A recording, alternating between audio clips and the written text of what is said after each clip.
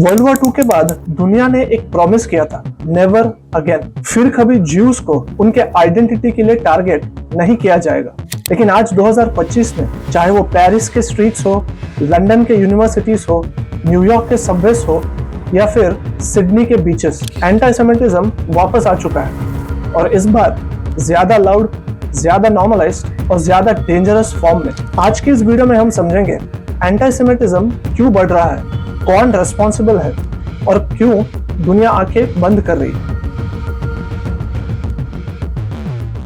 Anti-Semitism सिर्फ Israel criticism नहीं होता। एंटी-सेमिटिज्म होता है ज्यूज को कलेक्टिवली ब्लेम करना, उन्हें ग्लोबल कंस्पिरेसी से जोड़ना या उनके एग्जिस्टेंस को ही इलेजिटिमेट कहना। Jews control the media, Jews run the banks, Jews are the problem। ये सब सेंचुरीज ओल्ड प्रोपेगेंडा है जो हर क्राइसिस के वक्त सामने आ जाता है। अक्टूबर 7 के बाद दुनिया भर में एंटी-सेमिटिक इंसिडेंट्स स्पाइक हो गई है। जूइश सिनेगॉग्स पर अटैक्स हो रहे हैं, जूइश स्टूडेंट्स को यूनिवर्सिटी कैंपसेस में इंटिमिडेट किया जा रहा है और यहाँ तक कि गैस द ज्यूज जैसे स्लोगन्स भी चिल्लाए जा रहे हैं।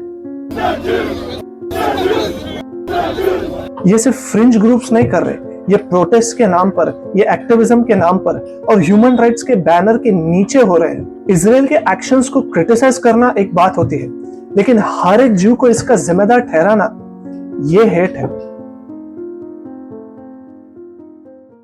इसके पीछे 3 बड़े रीजंस हैं। पहला है social media radicalisation. Half truths, fake history और इमोशनली चार्ज्ड वीडियोस, चाहे वो कितना भी फेक हो, ये इंटरनेट पे वायरल होते हैं। दूसरा है political Islam and far right and far left extremism, क्योंकि इनका एक कॉमन एनिमी है ज्यूज। इनके शायद आइडियोलॉजीज अलग होंगे लेकिन इनका हेट एकदम सेम है। और तीसरा है वेस्टर्न गिल्ट कल्चर। कॉलोनियलिज्म के गिल्ट के चक्कर में दुनिया ने एक बाइनरी बना दी है, ऑप्रेसर वर्सेस द ऑप्रेस्ड। और ज्यूज, चाहे वो यूरोप में माइनॉरिटी हो या मिडिल ईस्ट से रेफ्यूजीज, उन्हें ऑटोमेटिकली ऑप्रेसर बना दिया जाता है। फैक्ट्स मैटर नहीं करते, नैरेटिव करता है, and that is the harsh reality of today's times.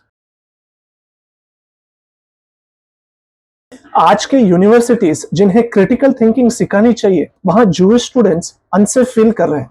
Administration context और फ्री स्पीच के पीछे छुप जाती है जब एंटी-सेमिटिक स्लोगन्स रेज होते हैं। सोचिए, अगर यही हेटफुल रेटोरिक कोई और रिलीजियस माइनॉरिटी के खिलाफ होता तो कितना आउटरेज होता। लेकिन यहाँ पर साइलेंस है और साइलेंट होना भी एक साइड चूज करने जैसा है। सच तो यह है कि यह सिर्फ इजराइल के बारे में नहीं है, क्योंकि अगर होता तो सिडनी के वो जूइश कम्युनिटी पर अटैक नहीं होता, या लंदन में किप्पा पहनने वाले लोगों पर अटैक्स नहीं होते, या न्यूयॉर्क के सिनेगॉग्स को पुलिस प्रोटेक्शन की जरूरत नहीं होती। ज्यूज दुनिया भर में एक टाइनी माइनॉरिटी है, लेकिन हिस्ट्री बताती है कि जब भी हेट्रेड नॉर्मलाइज होता है तो उसके सबसे पहले विक्टिम्स ज्यूज होते हैं। एंटी-सेमिटिज्म सिर्फ ज्यूज का प्रॉब्लम नहीं है, ये एक वार्निंग साइन है। जब सोसाइटी डिसाइड करती है कि कौन एक एक्सेप्टेबल टारगेट है और कौन एक्सेप्टेबल विक्टिम, तब डेमोक्रेसी, ह्यूमन राइट्स और ट्रुथ सब कोलैप्स करते हैं। क्रिटिसाइज गवर्नमेंट्स, डिबेट पॉलिसीज, लेकिन एक पूरी कम्युनिटी को डिमोनाइज करना, ये जस्टिस नहीं, ये हिस्ट्री का रिपीट है। और हिस्ट्री हम जानते हैं, रिपीट होने पर पहले ट्रेजेडी होती है, फिर रिग्रेट।